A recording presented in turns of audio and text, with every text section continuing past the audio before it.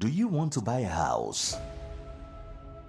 Then your worries are over. For sale. Mewasem Debbie Demao. Yes, it's for sale. It's a 5-bedroom gated houses with a beautiful view and serene. All for sale. A dining in our Tantra Hills estate. Into Wahibia Freying. They're very affordable. You can simply call us on 050-338-7037. It was your beef be air cosona beef with ye bumper as a mobi and pata.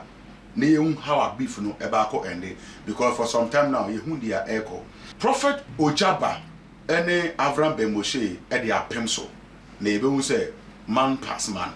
Now this is how the story started. I had too much GH. Meso say need them subscribe my page ni me adoma so. Send me upload bi so na unsa able to me account. Prophet Ogyaba actually Avram ben Moshe say o man abodam ena mechinedi a odi won ho say onfiri nyame. Ni nyina e ko start say ye nua be ma Thr3atens grante Avram interview. Na interview ni mu no ena na all ka say Ogyaba nsenchene a oye otumi command masika be gu ni sore ma phone so abra ye hu ni a wo sene ye de no we de enye real on TV da na ebi ntumi nsi da say obi enye sika woni phone so MTN sika abegu obi phone so na sender no edin amba say ye obema na send ye ya kofi ama adwoa abra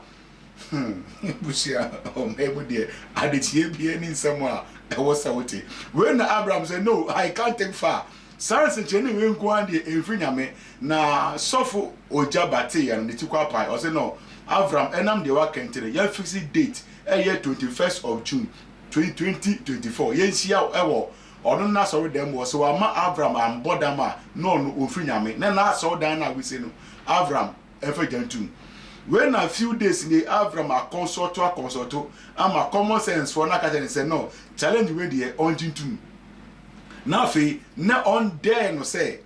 so ambodam a aso dan dey on hye na emumu no Ogyaba no obetwaniti efri so me no wo ka say yenia bema Avram ben Moshe e dey say kan aba social media wa kire say kan say so no Ogyaba no ntimi ama na mbodam dey a neti ebetwa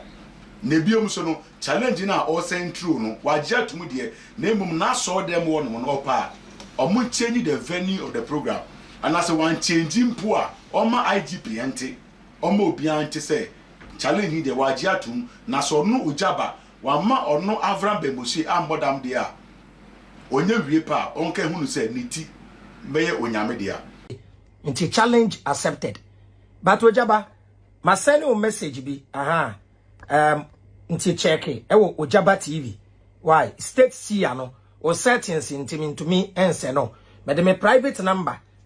amount say frame me ontumi mframe me a free Thr3atens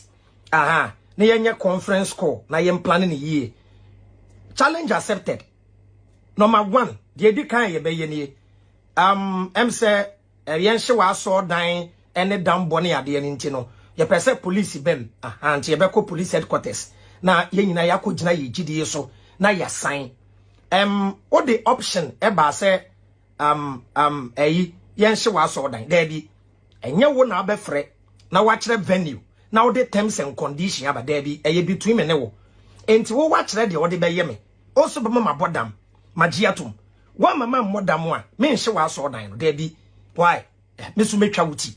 nti enie why ase ano kama nti be yuti nti Ogyaba nti besra wa Thr3atens enya na ebe dede o Thr3atens wow na enya conference call na ema police mbrem why na yen sign wa so dan into me nhye no da bi why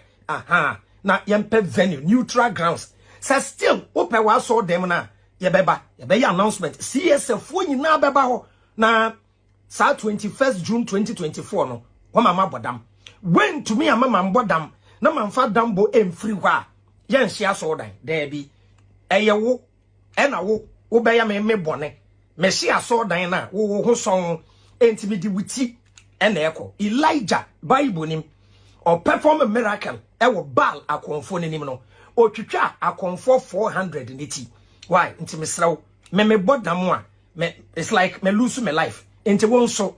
wuti ena ye disi nti Ogyaba me sraw why Thr3atens yenye conference call yema police imble because ebia na basa aba because yebeba wa asolo kokra ye hia massive police presence why na ye press conference nso na free media houses ana churoko because media houses na yesa no ye adwuma ha ti churoko why into challenge accepted why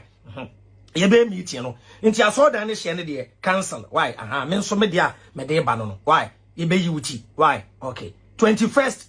June 2024 ampaya ebedwa empanyufo amafren na mo fenche me why a video ni kwa ekire dodo and am executive so say we should accept the challenge because my accept ya mo kai Ejapa say no ne ade ebi ma me 7 days ebi ma me yi and am da so sia no nti Ogyaba challenge accepted why empanyufo amafren me ne me akasa afre Ogyaba no pa chawo mo futuo no yesra mu a entwen kakransa why na yenhwe the demonstration of power why we don't doubt Nyankopon to me e ye musom religion eni mu book na me say nyame ntworo book bia na wo claim say to me wo mu a me de me ho set example why utuma me bodam a Christianity di nkonim why Ogyaba challenge accepted tipa chawo enye because say you di nkomo na bibia ye accepted na emra so gitum fefefe adwena anya adwuma body ni bre ja comment wase ho na mo nhye na Ogyaba nsanka me de ma fifi prat na wa wo so de ama no. Thank you for making us number 1. Adwena anya adwuma body ni bre 21st June 2024. Ebusia uti e video no ene hawa nchire mu nisifa kwae no se na wusu hu no me pesa ugya wo comment wo your comment section no mu new ha wo so sifa hu sa dey without subscribe my page ni mi adoma no so se na me ye upload bia so na on sabeti maka chale unfri nyame a unfri nyame you can't prove it to anybody so free nyame na so free nyame so a you can't prove it to anybody if you say nyame free obi no bi njina o and afi obi nsu fe nyame no no bi su njina o no makra